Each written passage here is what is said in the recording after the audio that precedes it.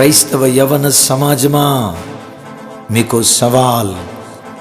తరచుగా మీరు మీ స్నేహితులు కలిసినప్పుడు అంటూ వింటూ ఉండే మాట, హాయ్ బ్రో, దమ్ము కొట్టే దమ్ముందా? గంజాయి తాగే గట్స్ ఉన్నాయా? మత్తు పదార్థాలు త్రాగే మజా ఉందా? Girl friend, boy friend maintain చేసే సరదా జీవితం ఉందా? 120 కిలోమీటర్ల వేగంతో 2-వీలర్ డ్రైవ్ చేయగలిగే ధైర్యం ఉందా? 10 క్వార్టర్లు తాగినా తోలకుండా తోగకుండా నడవగలిగే సత్తా ఉందా? ఉందా దమ్ము? అయిపోయిందా అని అంటూ వింటూ ఉంటారు కదా. ఎవడు దమ్మున్నవాడు? త్రాగుబోతా? ఎవడు దమ్మున్నవాడు? తిరుగుబోతా? ఎవడు దమ్మున్నవాడు? మత్తు పదార్థాలకు బానిసై చిన్న వయసులో రోగగ్రస్తుడై హాస్పిటల్ పాలైన వాడా దమ్మున్నవాడు? ఎవడు దమ్మున్నవాడు? 120 కిలోమీటర్ల వేగంతో వాహనాన్ని డ్రైవ్ చేసి అకాల మరణానికి గురై కన్న తల్లికి కన్న తండ్రికి గర్భశోకాన్ని మిగిల్చిన వాడా దమ్మున్నవాడు?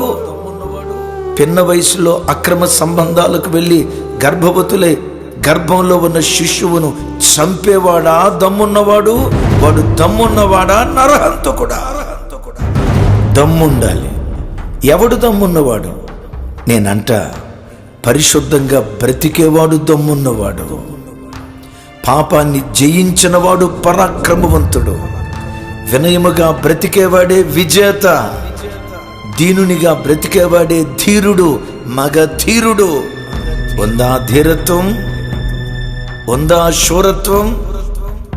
ఎవడు దమ్మున్నవాడు? మీ తల్లిదండ్రులు సెలెక్ట్ చేసిన బట్టలు వేసుకునే దమ్ముందా? మీ తల్లిదండ్రులు చెప్పిన విధంగా హెయిర్ స్టైల్ వేసుకునే దమ్ముందా? మీ మొబైల్ ఫోన్ నీ తల్లి తండ్రి చేతికిచ్చి వాటి పాస్వర్డ్ చెప్పే దమ్ముందా? మీ తల్లిదండ్రులు చూసిన సంబంధాన్ని చేసుకునే దమ్ముందా? మీ తల్లిదండ్రులను కష్టపడి పోషించే దమ్ముందా? నీకు కాబోయే భార్యకు, నీకు కాబోయే భర్తకు నీ కన్యత్వాన్ని కానుకగా ఇచ్చే దమ్ముందా? గంటల తరబడి సెల్ ఫోన్ దగ్గర గడపకుండా రోజుకొచ్చి కనీసం గంట అయినా ప్రభు పాదాల చెంత గడిపే దమ్ముందా? ప్రతిరోజు కనీసం 3 అధ్యాయాలైనా చదివే దమ్ముందా? సంవత్సరానికి ఒక్కసారైనా పరిశుద్ధ గ్రంథాన్ని చదివి పూర్తి చేసే దమ్ము, ఆ దమ్ముందా? తల్లిని అత్తలా, మామను తండ్రిలాగా చూసుకునే దమ్ముందా? మీ వివాహం తర్వాత కూడా మీ తల్లిని తండ్రిని మీ యొద్ద ఉంచుకునే దమ్ముందా? ఆ కాలంలో యోసేపు దానియేలు, ఈ కాలములో నేనే అని చెప్పగలిగే దమ్ముందా? ఆ కాలములో ఎస్తేరు యొఫ్తా కుమార్తె, ఈ కాలములో నేనే అని చెప్పగలిగే దమ్ముందా? పరిశుద్ధంగా బ్రతికేవాడే దమ్మున్నవాడు. పాపాన్ని జయించిన వాడే పరాక్రమవంతుడు. వినయముగా బ్రతికేవాడే విజేత. దీనునిగా బ్రతికేవాడే ధీరుడు, మగ ధీరుడు, దమ్మున్నవాడు. ఉందా దమ్ము?